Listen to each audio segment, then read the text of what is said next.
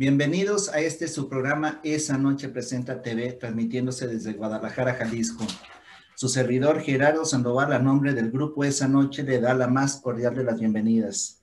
Un agradecimiento nuevamente a todos aquellos que nos hacen el favor de sintonizar cada que tenemos una transmisión. Y el día de hoy nuestra transmisión, como fue una promesa del escritor Antonio S. Almeida, vamos a hablar de Guadalajara. Bienvenido, Toño. Gracias, Gera. Muy bonito día para ti y para todos quienes nos estén viendo y escuchando. Muy amables y muchísimas gracias a todos. Pues abordamos en días pasados el Guadalajara turístico. Vas ahora a abordar el tema del Guadalajara y parte de su historia. En efecto, Gera, se va a hablar de parte de la historia de Guadalajara. Prácticamente abarcaríamos el siglo XVI y siglo XVII. Adelante. De lo más relevante. Pues empezamos. Pues muy bien, muchísimas gracias. Pues bueno, la palabra Guadalajara viene de voces árabes que significan río pedregoso o río que corre entre piedras. Y Guadalajara, pues prácticamente la inicial estuvo y sigue estando en Castilla de la Mancha, una de las 17 comunidades autónomas de la madre patria. Pero esto de Guadalajara viene porque hubo un personaje muy relevante en la historia de México, oriundo de España, que precisamente nació allá en Guadalajara, que es de donde surge el nombre de nuestra ciudad. Me refiero al conquistador de estas tierras, Nuño Beltrán de Guzmán, que dicho sea de paso, este personaje lo van a encontrar en algunos textos o en algunas informaciones como Nuño Guzmán o Nuño de Guzmán. Entonces, el nombre real es Nuño Beltrán de Guzmán. A final de cuentas, es el mismo personaje al que se está haciendo referencia. Pues bien, dime. Si me permites, vamos a la mala costumbre que tenemos aquí en México de simplificar nombres. Sí. Como bien lo mencionaste en tu libro de historia, Lo que no sabía de ellos, que abordas todos los nombres completos. Y aquí va un ejemplo más de la simplificación y nos da un dato, pues erróneo, si se puede decir, de los nombres de personas trascendentes en nuestra historia. Pues sí, en ocasiones sucede eso, Gera, porque hay nombres que se les cambian según el investigador, el historiador, y también, obviamente, no con esto estoy culpándolos a ellos, sino de las fuentes informativas primarias, que es de donde ellos sacan los nombres, pero algunas fuentes dicen una cosa, otras fuentes dicen otra, pero siempre se trata uno de apegar al menos al común o al más veraz cuando se tiene algo de dualidad de información. Así es. Pues bien, este personaje traía la firme intención de que hubiera un asentamiento humano que llevara el nombre de su ciudad natal o de su lugar de origen, Guadalajara, y pues sí se dio.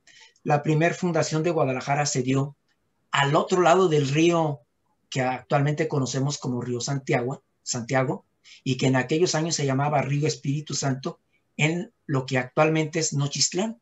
Estoy hablando del año 1532, donde se lleva a cabo la primera fundación de Guadalajara, ya con ese nombre Guadalajara. Posteriormente no gusta por diferentes motivos este lugar, y en el año de 1533 vuelven a cruzar el río y se vienen a lo que actualmente es Tonalá. Imagínense nada más, toda esa población. Bueno, duran ahí 2 añitos aproximadamente, no les gusta y se vuelven a cruzar lo que es la zona de la barranca, por consiguiente el río, y se instalan en lo que viene a ser Tlacotán. Actualmente Tlacotán se ubica en lo que vendría a ser municipio de Ixtlahuacán del Río. Estamos hablando ya del año 1535. Cabe mencionar que este tipo de cambios se daba por varios motivos. Uno de ellos porque Nuño Beltrán de Guzmán quería alejarse lo más que se pudiera en cierta forma de Hernán Cortés, y otra, o sea, estar más retiradito, el tener él otras tierras que gobernar y apropiarse de ellas lo más retiradito que se pudiera de Hernán Cortés. ¿Tener autonomía? ¿Perdón? ¿Tener autonomía? Sí, que era tener autonomía, pero también había otros factores como eran las pugnas entre los grupos indígenas que no los dejaban en paz en los lugares donde se establecían y buscaban pues el irse a otro espacio donde no fueran atacados, donde pudieran vivir con cierta tranquilidad. Amén también de otros factores como era pues el agua vital, líquido para la sobrevivencia humana y de muchos otros seres vivos. Entonces, ahí en Tlacotán permanecen durante una mayor cantidad de tiempo, pero surge la necesidad nuevamente de trasladarse y ya les llama la atención lo que viene a ser el Valle de Atemajac. Estamos hablando del Valle de Atemajac. Nuevamente tuvieron que cruzar el río Espíritu Santo, hoy río Santiago, y se instalan en lo que viene a ser el Valle de Atemajac. Eso sucede ya la fundación, para no profundizar tanto en este aspecto, el sábado 14 de febrero del año de 1542, y más o menos lo ubican los historiadores precisamente en la zona que vendría a estar en la parte trasera o en la parte oriente de lo que viene a ser el Teatro de Gollado, por ese rumbo más o menos. Prueba de ello es que ahí tienes pues, la representación de la Fundación de Guadalajara de ese sábado 14 de febrero de 1542, pero hay algo muy importante, Jera y distinguidos. Para esta última fundación, ya Nuño Beltrán de Guzmán ya no estuvo presente. En las otras anteriores estuvo un personaje también muy trascendente, que fue el capitán Cristóbal Oñate. Cristóbal Oñate, fue quien estuvo presente en prácticamente las 4 fundaciones, pero ya cuando Nuño Beltrán de Guzmán ya no pudo hacerse presente en la 4ª, él le comisiona de una manera muy específica a Cristóbal de Oñate que fundara Guadalajara ya en ese espacio. Por cierto, Nuño Beltrán de Guzmán ya no conoce la Guadalajara que ya tuvo el asentamiento definitivo. Bien, pues esa vez, ese sábado, se da también gracias a la disposición de una persona muy indiscutible en la Fundación de Guadalajara, que fue la señora Beatriz Hernández. La señora Beatriz Hernández, que bueno, al igual que los demás integrantes de esa comunidad, se estaban trasladando de un lugar a otro, pues ya estuvo suave de andar para allá y para acá. Este señor Nuño Beltrán de Guzmán nos ha traído para un lado, para otro, y no hemos tenido la tranquilidad suficiente. Entonces, a como dé lugar mejor, vámonos quedando aquí, palabras más, palabras menos. Y surge una frase muy conocida que dice ella: el rey es mi gallo. Claro, hay otras palabras previas, hay otra información previa a todas esas palabras, que es lo que se conoce que dice esta señora Beatriz Hernández: el rey es mi gallo. ¿Por qué? Porque ya estaban para un lado y para otro, y si no era del gusto de Nuño, pues que se tenía que aguantar. ¿Por qué? Bueno, porque ellos ya habían decidido quedarse ahí de una manera, yo creo que ni se imaginaron que iba a ser ya definitiva, pero les gustó más este espacio. ¿Por qué? Bueno, pues porque tenía cercano sus afluentes de agua, tenían de dónde abastecerse. Cercano ahí estaba el río de San Juan de Dios, unos, pues no puedo decir que unos pasos, pero sí una distancia un poquito más considerable que la que guardaba con el río de San Juan de Dios. Estaban también el arroyo del Arenal o el arroyo también conocido como el Manzano. Así es de que tenían forma de disponer de agua, así es que eso les permitió tener pues más prácticamente ya su lugar definitivo.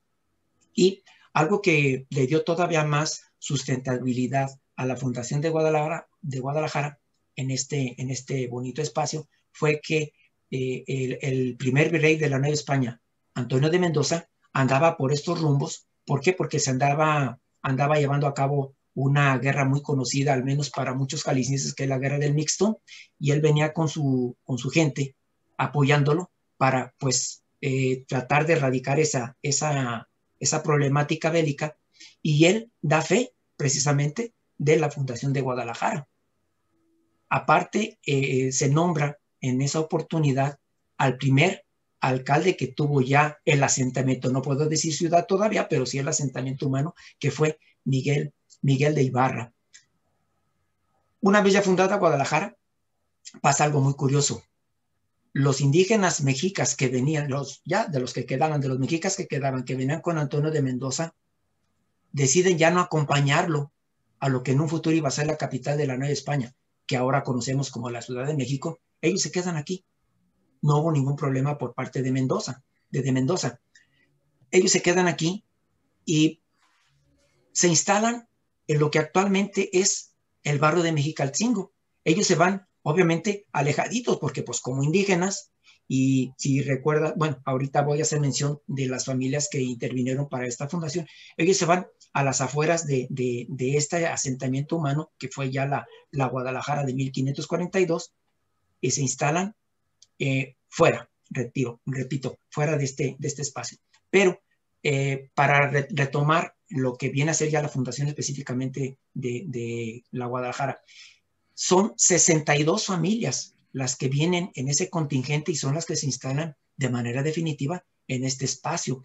Pero lo curioso, son familias prácticamente, la mayoría de esas 60 familias, la mayoría eran familias españolas. Venían familias de Andalucía, de Castilla, de Extremadura, de Vizcaya, pero solamente venía, parece que una familia portuguesa nada más. Indígenas prácticamente no aparecen del todo. Más bien los indígenas se dieron después con el asentamiento que tuvieron los mexicas, ahora sí que los mexicas renegones de uno de otra manera, que se quedaron aquí y ellos fundaron el barrio de México, el asentamiento o la población de Mexicalcingo. Que Pero conocemos también, como el barrio de Mexicalcingo. sí, dijo, en aquellos años, pues hace tantísimos, pues era una población, una población, no se le consideraba como barrio, una población marginada, sí, pero pues al final de cuentas era población. Pero Guadalajara iba a tener también por vecinos a otras comunidades indígenas, como eran la de Mezquitán, la de Tetlán, la de Tlaquepaque y la de Analco posteriormente. Así es que, y no sé si ya dije la de San Juan de Dios también. Entonces, pues todo esto se da, imagínense, 62 familias, prácticamente todas, por no decir salvo una, eran españolas.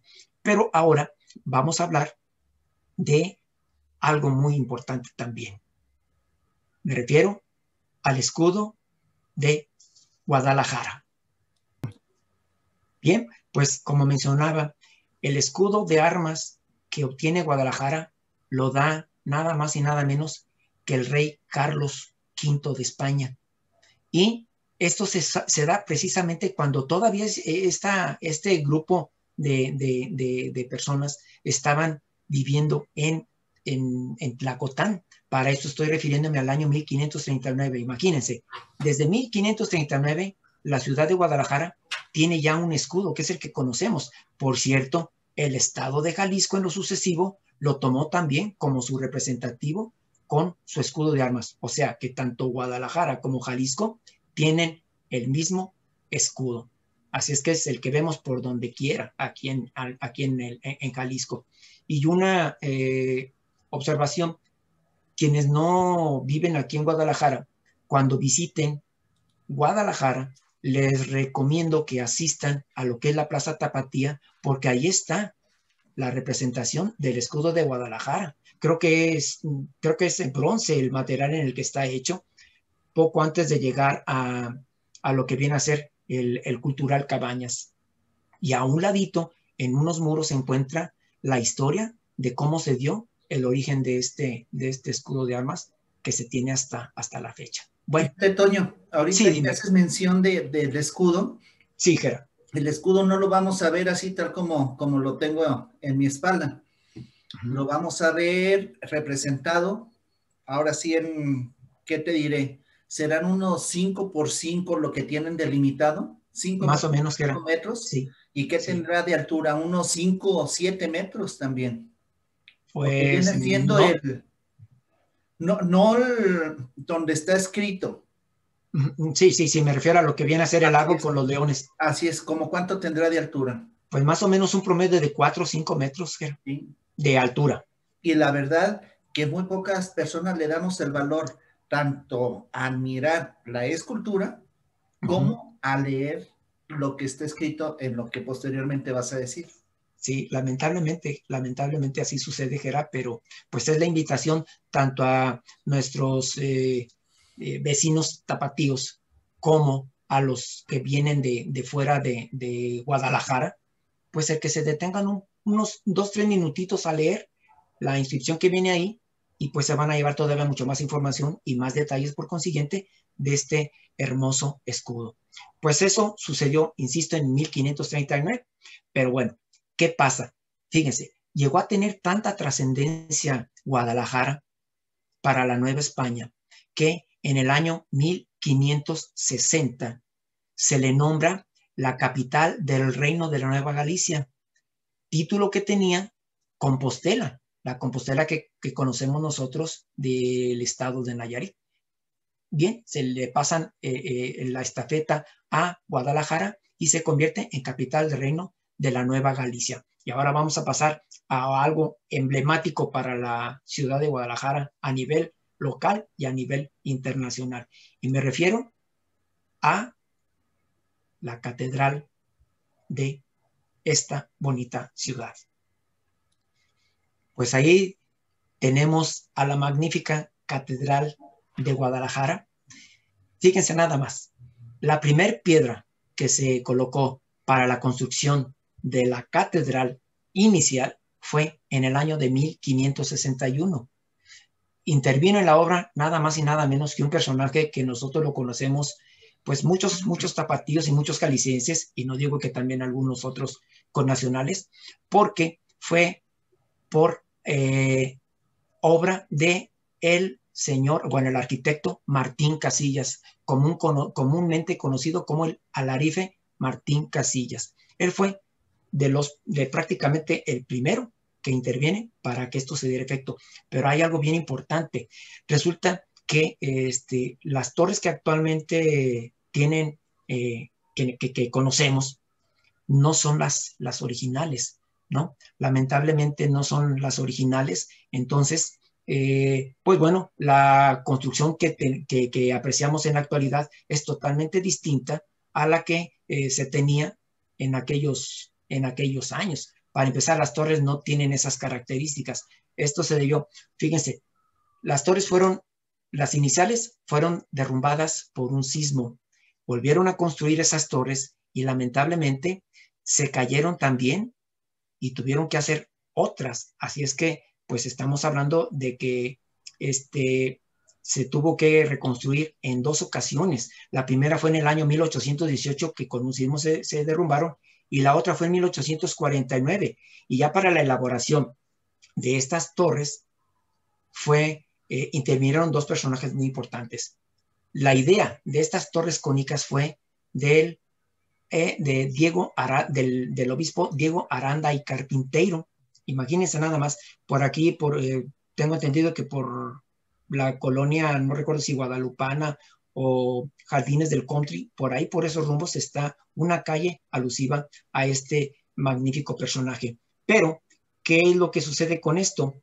La hechura de estas torres corrió a cargo, insisto, ya estamos hablando del año 1800 y fracción, y ya interviene una persona muy conocida en el ámbito aquí también, en cuanto a construcciones se refiere, de Guadalajara, del arquitecto Manuel Gómez Ibarra, quien a partir de 1854 termina estas magníficas torres que son las que gozamos todos los días. Y si se fijan, si son un poquito observadores, los colores del escudo de Jalisco y de Guadalajara, por consiguiente, es amarillo con azul. Y las torres tienen ese color. Respetando, pues, así es, Gera. Toño, es. Si me permites, estamos hablando de la parte cultural. Hay muchos recintos, barrios, del cual podemos hacer un programa. Te invito, por decir algo, a hablar de aquí, de esta hermosa catedral. De acuerdo, Gera. Todas las características, ya sea arquitectónicas, todas las características de ornamentación que hay. Sí. Las curiosidades, porque también hay muchas curiosidades en su interior y en su exterior, y que hablemos parte de la catedral en un programa especial, fuera Pues sí, del programa de historia, porque correcto. podemos dedicarle un programa entero a la catedral, otro programa a la Rotonda de Jaliscienses Ilustres, que tiene poco que se llama de Jaliscienses, porque antes era Sí, de los hombres. hombres ilustres. Sí, sí, así es Entonces, que era. a bien tomaron el cambiarle el nombre a Jaliscienses, porque no nada más Sí, era para puro varón, también darle inclusión a la sí, mujer. claro. Entonces, ¿qué te parece si posteriormente a estos programas hacemos programas especiales de cada lugar, recinto, y los invitamos a ustedes, a toda la gente que nos hace el favor de sintonizar, Sí, que hagan la propuesta también de qué lugares les gustaría que abordáramos su historia, sus tradiciones, su cultura, sus características de todo eso. ¿Qué te parece, sí, Toño? me parece excelente idea, Gera, y como bien dices, cada uno de los espacios que tenemos, y específicamente también de las construcciones, catedral, el Palacio de Gobierno, el Teatro Degollado, bueno, actualmente el Cultural Cabañas, aunque es muy común que los tapatíos digamos el Hospicio Cabañas, porque bueno, así es como se conocía, pero bueno, inicialmente hace muchísimos años fue la Casa de la Misericordia. Nos da para un programa, digo, para uno o dos, o sea, como un tema específico nada más. Al decir un programa, va a ser un programa sumamente reducido, Sí, porque da para eso y más cada uno. así es, Gera, así es. ¿Cuánto nos llevó el Palacio Nacional? Nos llevó creo que 3 programas o 4, no recuerdo. 3 programas muy El reducidos. Castillo de Chapultepec también nos llevó creo que 3 o 4 programas. Entonces, Así es. pues no van a ser la excepción porque también hay muchísima historia dentro, fuera y a los lados de estas magníficas construcciones y espacios. Y fíjate, Gera, aprovechando que tienes ahí en la imagen el kiosco, Sí. este es el segundo kiosco. Este es el segundo kiosco que, como decíamos, si mal no recuerdo, en el programa anterior de Guadalajara, está a partir ahí de, no recuerdo si 1907 o 1908, con toda la característica francesa. 1908. Con toda característica francesa. Bueno, me preguntaban, no recuerdo quién me preguntaba hace unas 2 semanas, que le gustaría saber qué fue ese espacio años atrás. Y es sorprendente, Gera, es sorprendente porque precisamente todo este espacio que abarca lo que es la plaza de armas que conocemos nosotros como tal, fue, claro, en diferentes épocas, pero pues mucho tiempo anterior a lo que está en la actualidad, fue estacionamiento de carruajes, fue basurero, ahí se llevó a cabo el establecimiento de tianguis. Fíjense, claro, no se pierde esa costumbre. Y algo que me impactó mucho fue que en una de las esquinas, no sé decirles cuál de las 4 esquinas, era el punto donde se ejecutaban a los sentenciados. Hay por ahí una litografía, no recuerdo de qué siglo, en donde se ve, obviamente la litografía está en blanco y negro, se ve en una de esos 4 costados un dispositivo para la horca. Así es que imagínate nada más.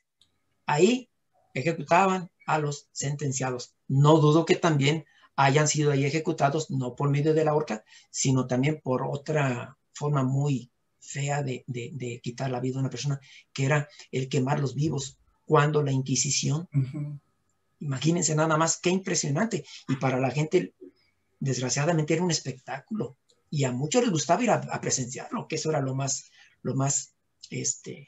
grotesco y hasta triste. Pues, Toño, al pueblo pan y circo, Pues sí, sí, hasta la actualidad. pues sí, pero yo siento que el ver que un ser está perdiendo la vida por el motivo que ha sido está muy, muy fuerte, pero bueno, Y simplemente, cualquier tipo de ser.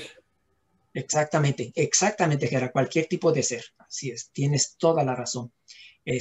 Pues simplemente recordemos a los romanos, cómo gozaban con las luchas que se llevaban a cabo en el Coliseo, pero bueno, eso ya es feíto recordar. Bueno, continuando. Fíjense, para principios del siglo XVII, Guadalajara tenía, de acuerdo a un censo que hicieron, 11 calles que corrían de norte a sur y 10 calles que corrían de oriente a poniente. ¿Y cuántas casas crees?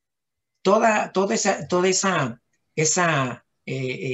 cantidad de calles albergaban 180 casas, con entre 750 y 1000 habitantes que tenían a principios del siglo XVII. Estamos hablando de principios de los años 1600X.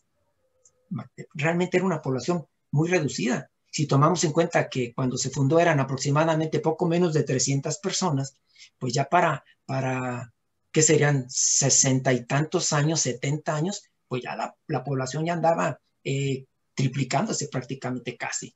Entonces, pues es muy, muy, muy interesante lo que equivale ahora a una colonia pequeña.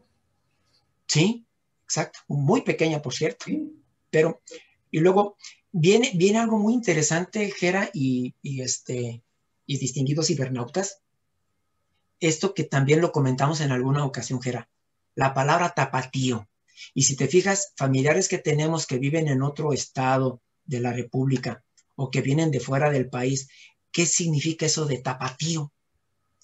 Y tapatío, bueno, aunque hay algunas leyendas que dicen, no me voy a meter en cuestión de lo de las leyendas, el por qué surge el nombre de tapatío como una posibilidad. De lo más apegado que hay documentado está, por ejemplo, que dicen que la definición de tapatío viene de una voz náhuatl que era tlapatíotl, y hay otras versiones, hay otras informaciones documentadas también, que es tapatíotl, sin la L entre la T y la A.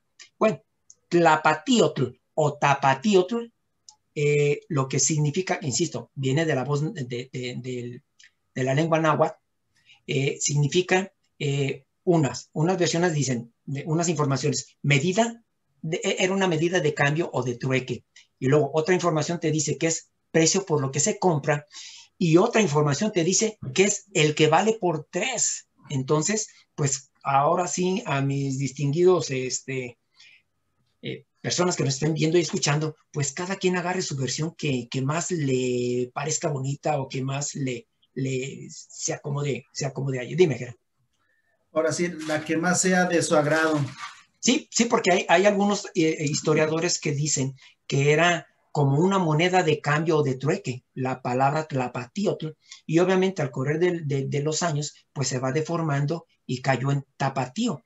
Y esto me hace recordar, por ejemplo, cuando los españoles llegaron a México, bueno, a lo que actualmente es México, cuando llegan a lo que es Tabasco, era Tabasco, era el nombre indígena que tenían, el nombre maya, Tabasco, o al menos si no maya, al menos de esa región, Tabasco, y se fue deformando hasta llegar a Tabasco.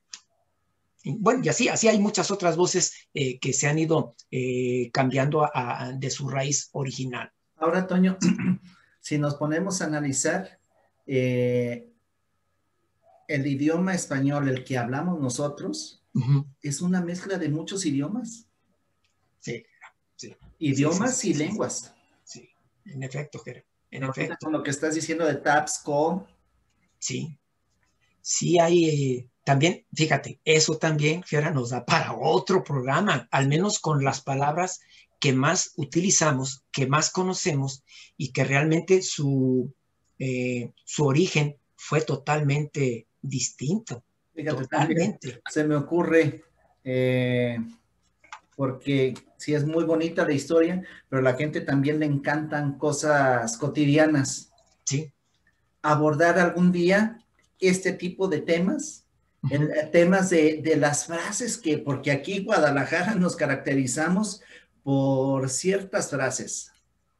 Sí, ciertas frases, ciertas palabras, creo por ahí me dicen, hey. O sea, que dicen que es muy común el hey, por decir sí, de acuerdo. Y esa otra, los dichos. Bueno, los refranes. O sea, dedicarnos un día también a abordar este tipo de cosas. Sí, fíjate, bueno, es salirnos un poquito del tema, pero por ejemplo, esto de lo del garabato, un ojo al gato y otro al garabato, que es otra de las frases muy comunes en México. Sí. Bueno, sé pues de dónde surge, pero bueno, es meternos en, digo, Sí. en otro más, pero es meternos en otro tema más. Y pues entonces, que quede claro lo que es el significado de tapatío. ¿Es de tlapatiotl o tapatíotl? Yo estoy más hecho a la idea porque es TLA, tlapatiotl, el original para esta bonita, o pues, ¿qué podremos decir? Gentilicio, porque ya se transforma en cierta manera en gentilicio de los nacidos aquí, guadalajareños, que nos dicen unos guadalajarenses, pero pues comúnmente nos nombramos y nos nombran tapatíos. Pero bueno, siguiendo, vamos a hablar de un personaje muy importante, trascendentísimo para Guadalajara, y me refiero, Gerard, yo creo que vas a estar de acuerdo conmigo y yo quiero pensar también que nuestros distinguidos es bueno, el señor que después se convirtió en fray, el Antonio Alcalde y Barriga, Fray Antonio Alcalde y Barriga, un personaje trascendente para Guadalajara. Sí, El fraile de la calavera. el fraile de la calavera, sí es.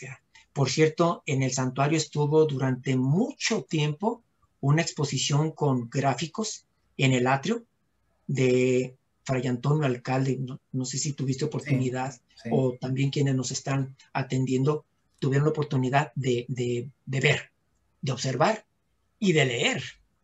Porque una cosa es, pues sí, pero pasan desapercibidos en ocasiones las informaciones ascendentes. De admirar su vida y obra.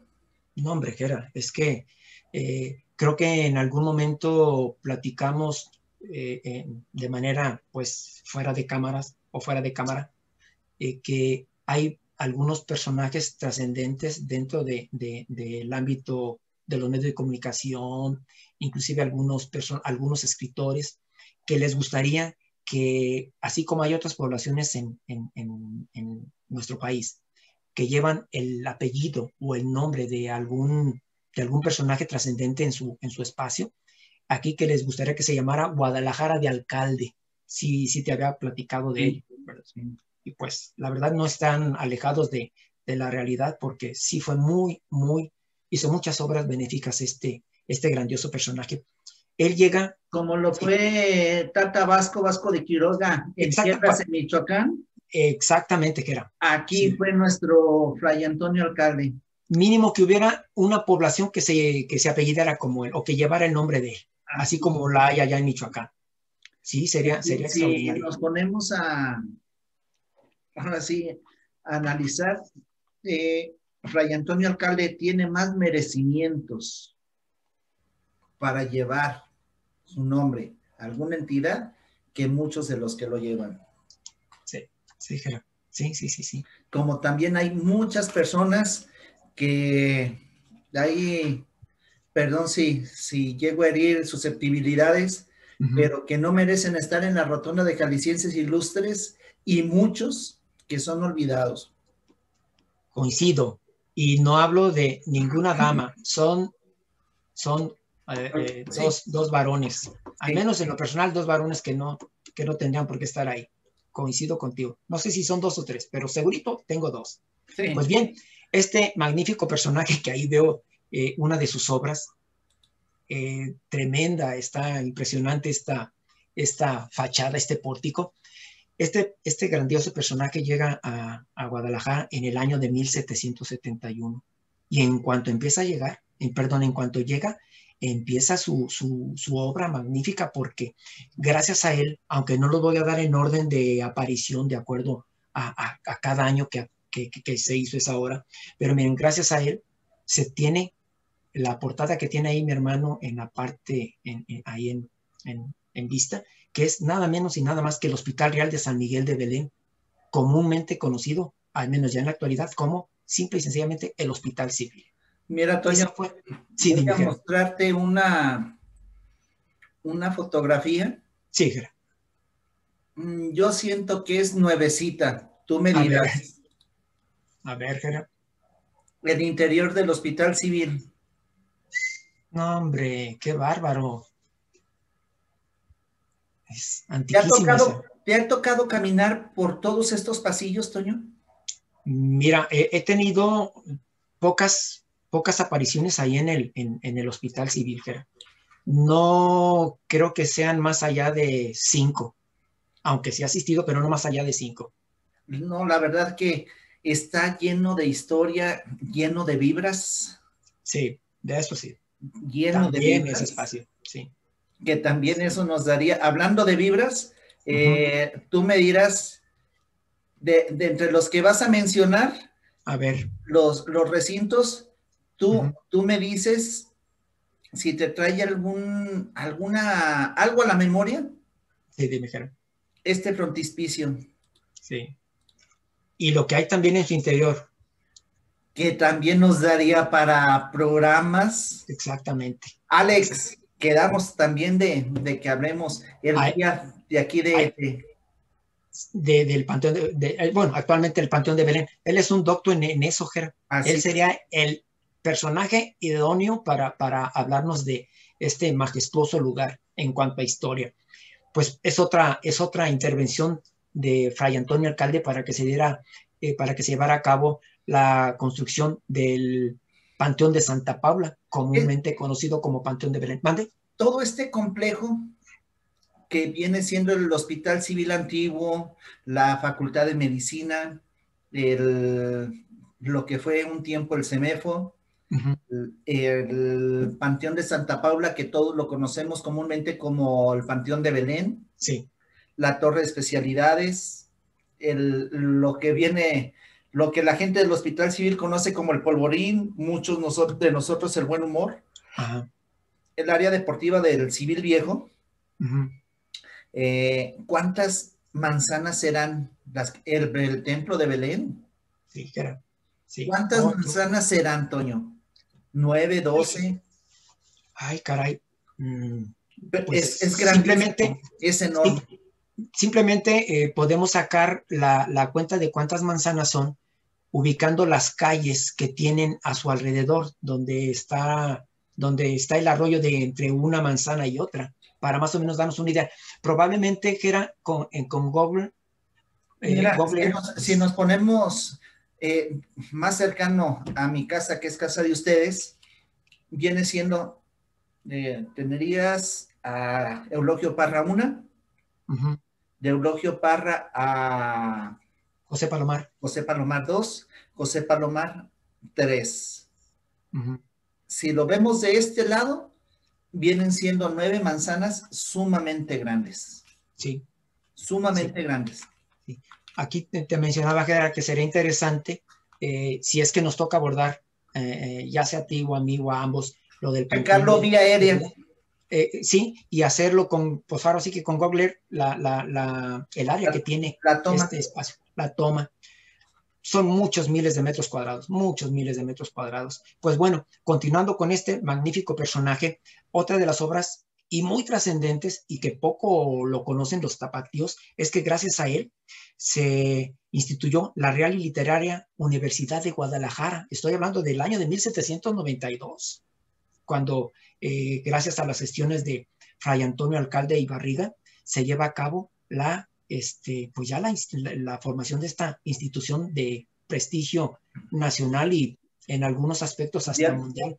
Luego tenemos también el hecho de que llevó a cabo la construcción del Beatario de las Niñas de Santa Clara en el año de 1781, por allá por lo que viene a ser el santuario.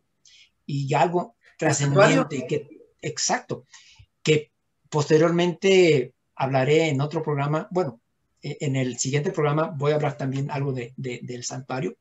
Y luego las cuadritas, que se conocen al menos Todavía en los barrios de alrededor cercanos. del santuario. Las cuadritas se conocen, ¿por qué? Porque inicialmente fue una especie de colonia en donde albergaba a personas de escasos recursos, a mendigos, a personas que iban al hospital civil y que no tenían, bueno, perdón, al antiguo hospital, que no tenían dónde quedarse a pernoctar porque tenían ahí a su enfermito. Y bueno, las cuadritas fueron un total de 16 cuadras, era. Pues Un total de Toño, 16 cuadras, 158 viviendas fueron lo que llegó a tener magnífica construcción. en la actualidad todavía por Avenida Alcalde Hay un albergue. Sí, sí, sí, pues forma parte de este majestuosa obra, de este grandioso personaje. Aparte de esta que todavía está, y fíjate qué bonito, no cabe duda que como dicen, las personas se van, pero las obras quedan. Pues este personaje, lamentablemente, de forma física sabemos que se fue, como tantos muchos, pero sus obras y también su imagen y su recuerdo siguen vigentes aquí en Guadalajara. Él también mandó reformar muchas calles. Obviamente en ese entonces Guadalajara pues era realmente pequeño. Mandó reformar muchas calles y también, era algo que poco se conoce, mandó construir primarias, escuelas primarias. Y lo más magnífico, que eran muchas de esas obras de su propio recurso. Imagínense nada más, de su propio recurso. Digo, qué majestuoso señor. Estuvo 25 años como obispo de aquí de Guadalajara, hasta que lamentablemente pues le llegó la muerte.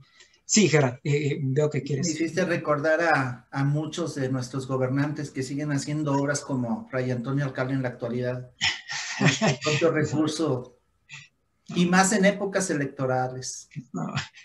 Bueno, cambiemos. No, eso es hablar de tristeza. Pues sí, entonces este personaje, la verdad, y amén de otras obras más que puedan que se me escapen, da para mucho, inclusive este personaje da para también un programa exclusivo, hablar de todo lo que, de lo magnífico que hizo personaje, que por cierto, ande. ¿Uno? ¿Cómo? ¿Un programa? No, bueno, probablemente. ¿Cuánto nos daría para su vida y obra? Por cierto, quien quiera saber dónde se encuentran los restos de este grandioso personaje y de este grandioso ser humano, están precisamente en el santuario de Guadalupe. Bueno, al menos nosotros lo conocemos así como el santuario, simplemente de Nuestra Señora Alcalde y Juan Álvarez. Para cuando vengan a visitar. Juan Álvarez entre Alcalde y Pedro Loza. Sí, Gerard. Pues bueno. Hermoso recinto también. Muy bonito, Gerard. Hermoso. Muy bonito. Y de gratos recuerdos para nosotros dos. Sí, así es, Gerard. Así es. Y bueno, en el siguiente programa, pues voy a abundar un poco del barrio del santuario, cómo surge lo del barrio del santuario. Pero ahora vamos a pasar a otra información muy importante. Y me refiero a un lugar que pocos tapatíos conocen. Y probablemente, que ahora no me dejarás de mentir. Inclusive yo lo conocí hasta hace 4 o 5 años, supe de su existencia. Me refiero al Puente de las Damas. Aquí lo tenemos. Ahí tienes una me voy a hacer un lado para que se vea mejor, Toño. Sí, Gerard. Sí, Gerard. Adelante, Toño. Sí, pues miren, el Puente de las Damas se construye, no hay unos datos así precisos de manera exhaustiva, pero más o menos lo incluyen entre 1792 y 1796 que se lleva a cabo la construcción de este puente. Y entre los motivos de construcción de este puente, que lamentablemente desapareció durante muchos años, fue porque se quiso unir de una o de otra forma la Guadalajara tradicional o la Guadalajara inicial con el barrio de Mexicalcingo. ¿Por qué? Bueno, ese es uno de los motivos. ¿Por qué? Bueno, pues porque precisamente en el barrio de Mexicalcingo se fueron a vivir, como dije hace un rato, los mexicas, los que ya no quisieron irse con don Antonio de Mendoza a la capital de la Nueva España, pero ellos se encargaron al correr de los años, o al correr inclusive de los siglos, de que ahí vivían prácticamente la mano de obra de Guadalajara.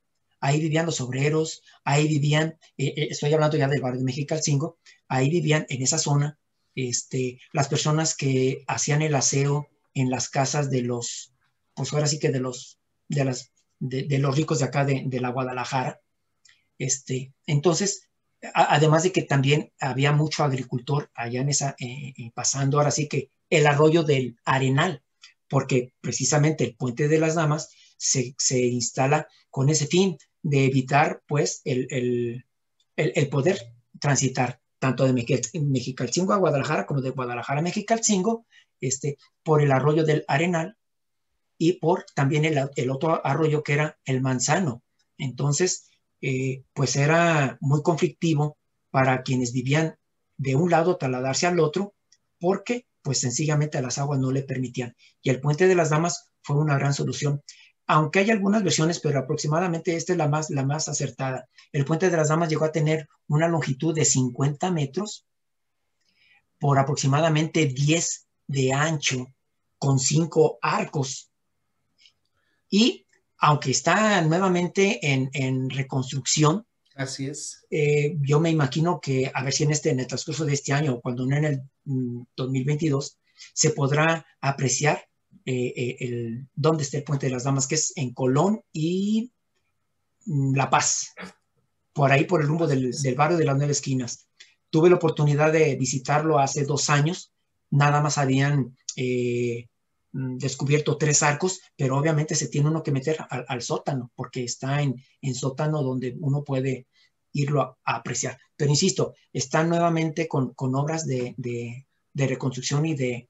Dime, Gerard. Sí, ya está, tengo entendido, en la fase final. Ah, excelente. Y excelente. La verdad que muy bien por parte del gobierno en este caso, de que este tipo de cosas trate de restaurarlas. Sí, de rescatarlas también, Gerard. Por Así es. consiguiente, sí, es Entonces, magnífico. porque cuánto tapatío, cuánto jalisciense ignorábamos de la existencia de estas cosas tan bonitas.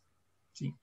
¿Cuántos que hemos pasado ahí caminando por Paseo Alcalde, que nos ha tocado ver unos vidrios en el piso? Ignoramos el que había en nuestro subsuelo. Entonces, qué bonito que estén haciendo ventanas arqueológicas, ventanas históricas, para que nos demos cuenta el tapatío o cualquier visitante de todo lo que existió y que existe en nuestra hermosa entidad. Sí, Gerard, es muy, muy, muy importante lo que mencionas. Pues invitamos a quienes no tienen la costumbre, el gusto, o inclusive ni siquiera se han dado cuenta de que existen estos espacios, a que los visiten. Creo que la ventana arqueológica que mencionas está entre Prisciliano Sánchez y Madero, Así por es. 16 de septiembre, Exactamente, ¿verdad? Es para la gente que ubica comúnmente cerca a una 2 cuadras de los 2 templos. Sí, está a una cuadra de los 2 templos. Sería magnífico y ojalá nos comentaran. Pues bueno, continuando, ya por el rumbo, también se dio precisamente por necesidades muy específicas, se dio lo que ahora conocemos como las 9 esquinas. Recuerdo que platicábamos, Gera, esa formación tan rara que tiene las 9 esquinas en cuanto al trazo de sus calles. Y una de las versiones que corren por los historiadores de aquí, sobre todo de aquí de Guadalajara, de manera especial, y en efecto sí son 9 esquinas. ¿Por qué se dio eso de lo de las 9 esquinas? Dicen algunos expertos que es porque conforme se iba agrandando la ciudad de Guadalajara, iban agarrando más terreno, pero también hasta cierto punto era una limitante los arroyos de agua que corrían por el rumbo. Así es de que eso no les permitía hacer un trazo de calles recta, de una manera más ordenada como lo tiene en todo caso, al menos el centro histórico de la ciudad de Guadalajara, razón por la cual, pues de acuerdo a las necesidades de expansión, tanto de la ciudad de Guadalajara como posteriormente de la comunidad de Mexicalcingo, más de sus habitantes, obviamente, más aparte, lo que les permitía las corrientes de agua fue que se fue trazando de una manera muy regular el barrio de las 9 esquinas. Esa es de las versiones que corren por parte de historiadores, no por parte de la Conseja Popular.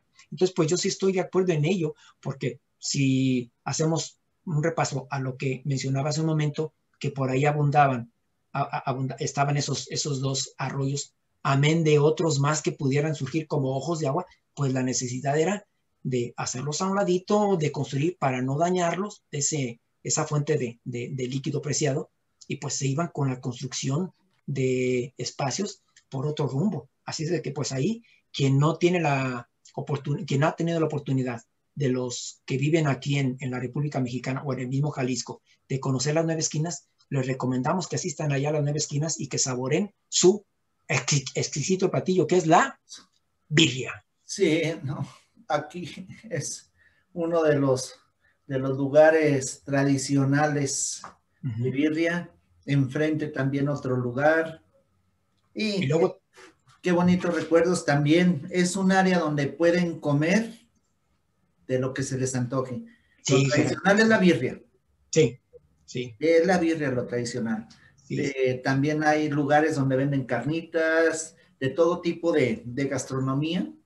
El famoso tejuino, que también es famoso el tejuino de las 9 esquinas. Y también por el rumbo cercano un tanto es las tortas ahogadas, Gerardo.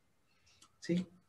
O sea que sin comer no se van, salvo que no les guste ese tipo de platillos, pero de que al menos para los tapatíos y los jaliscienses nos encantan esa comida, obvio, obvio, obvio. Si el turista es como su servidor, de que al lugar a donde me toca ir a visitar, a conocer, trato de comer su gastronomía, pues de seguro aquí van a llegar a disfrutar un platillo típico de aquí, de esta hermosa tierra.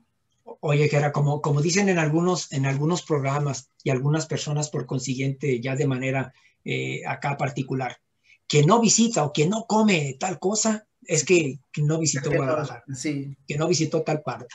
Y así es, quien pues es casi obligado que si tú vas a una población, pues al menos preguntas, bueno, ¿cuál es el platillo o lo típico o lo recomendable para visitar, para comer o para lo que sea?